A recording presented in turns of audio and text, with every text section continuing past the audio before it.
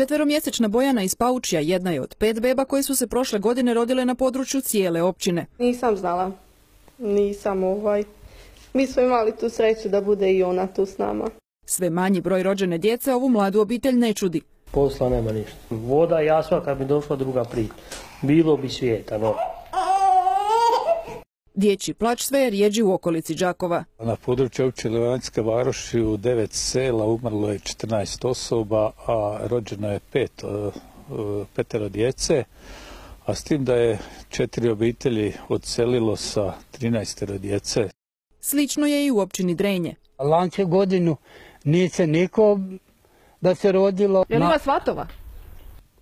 Svatova, nema ni svatova. Preklani su bili svatovi. U područnoj školi Paljevina na satu tjelesnog odgoja učenika nema dovoljno za graničar ili nogomet. U školi nas ima 5, u drugom razredu 2, a u trećem 3. Kad ćemo igrati nogomet, nekoga zovemo pa dođe. Jel neko inače sjedi pored tebe u klupi? Nekad. Matična škola gubi nadu da će se broj učenika povećati. Situacija je katastrofalna. U prošloj godini rođeno je 13 djece, 10-11 mjesta na području općine Drenje.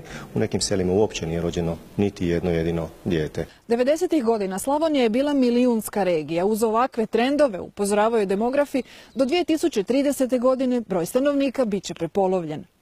Općina Levanjska Varoš za svako novorođeno dijete daje 2000 kuna, gradi se i vrtić, no nema posla. I majka i otac malene Bojane nisu zaposleni.